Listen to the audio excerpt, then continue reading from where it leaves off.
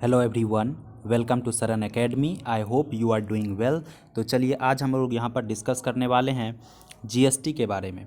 GST होता क्या है और जीएसटी के जो टाइप्स हैं वो किस प्रकार से काम करते हैं। जैसा कि आप लोग यहाँ पर जान रहे होंगे कि जीएसटी का जो फुल फॉर्म होता है वो क्या होता है, वो होता है गुड्स एंड सर्विसेज टैक्स। तो सबसे पहले हम लोग यहाँ पर जानेंगे कि टैक्स क्या होता है। टैक्स जो होता है वो कंपलसरी कंट्रीब्यूशन होता है जो गवर्नमेंट को हमें देना होता है।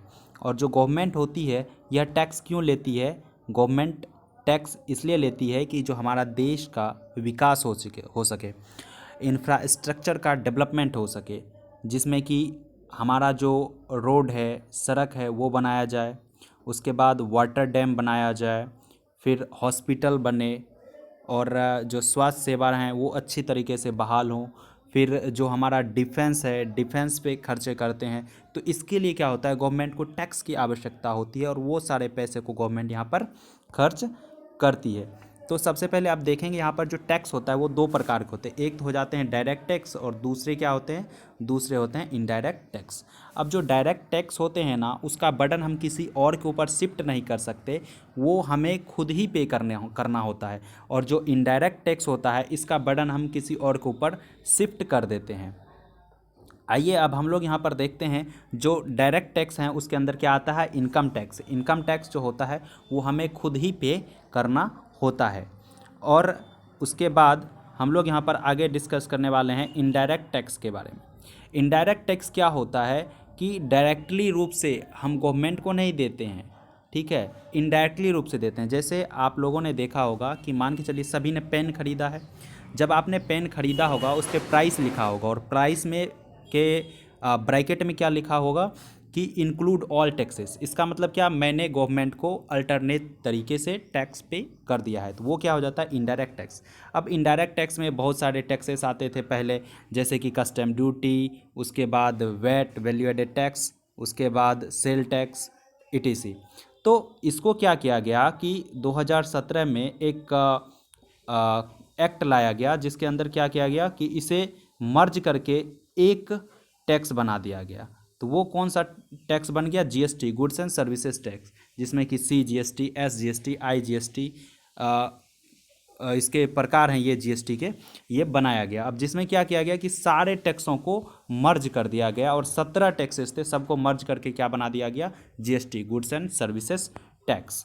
अब जो ये जीएसटी था ये कब आया था, ये आया था 1 जुलाई 2017 को, ठीक है। और जो ये पार्लियामेंट था, पार्लियामेंट में कब पास हो गया था, 29 मार्च 2017 को, और ये फोर्स में आ गया पूरी कंट्री में 1 जुलाई 2017 से। अब देख लेते हैं जो जीएसटी था, जीएसटी लाया क्यों गया। जीएसटी के लाने के पीछे कारण ये था, जो पहले टैक्स होती थी सभी जगह, जैसे कि यहाँ पर अभी हम लोग देखते हैं जो टैक्स थे, अलग अलग प्रकार के टैक्स थे ना।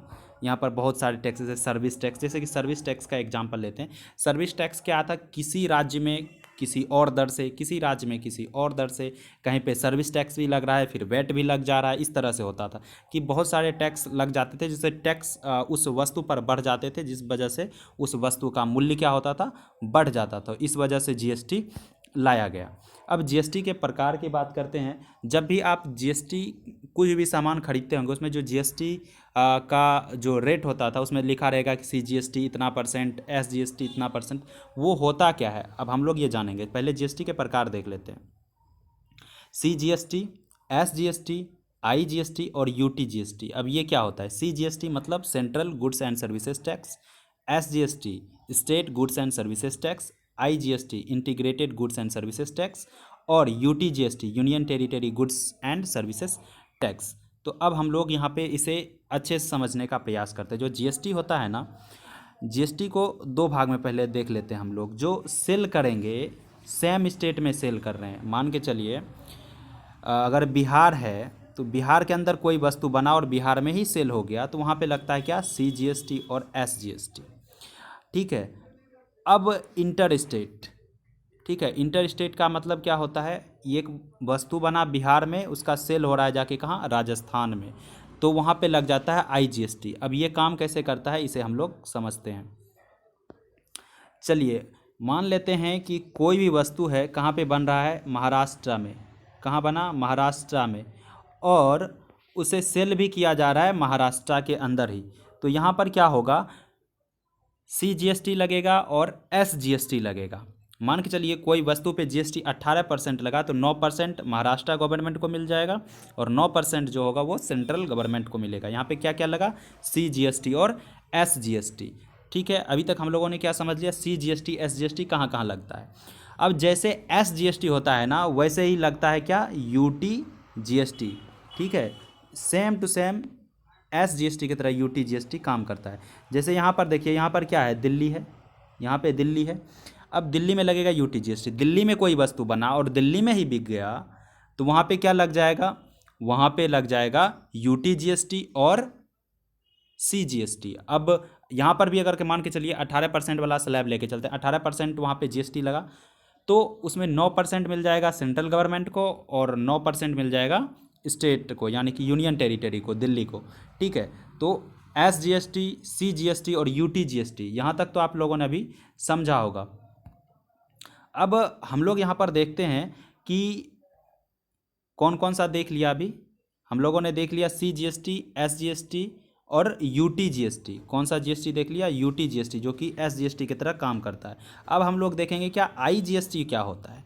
IGST, अब देखो ज़रूरी तो नहीं है ना, जो वस्तु बना महाराष्ट्र में बना तो महाराष्ट्र में ही बिक जाएगा।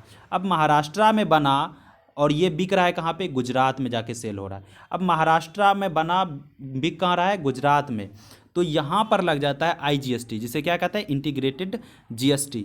अब देखिए ये डेस्टिनेशन बेस्ड टैक्स होता है। अब देखिए बना कहाँ पे, महाराष्ट्र में, और बिका बिका कहाँ में, गुजरात पे। तो यहाँ पे क्या होगा कि IGST गवर्नमेंट लेगी, यहाँ पर सिर्फ IGST।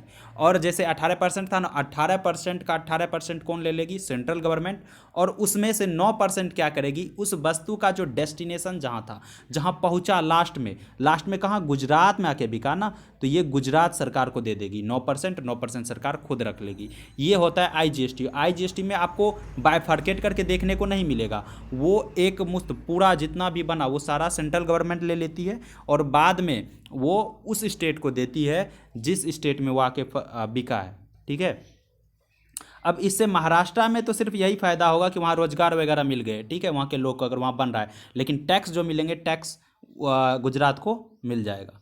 ठीक है, अभी तक हम लोगों ने तीनों चारों जो GST के प्रकार थे उन्हें समझ लिया। अब उनको और प्रैक्टिकली रूप से देखते हैं।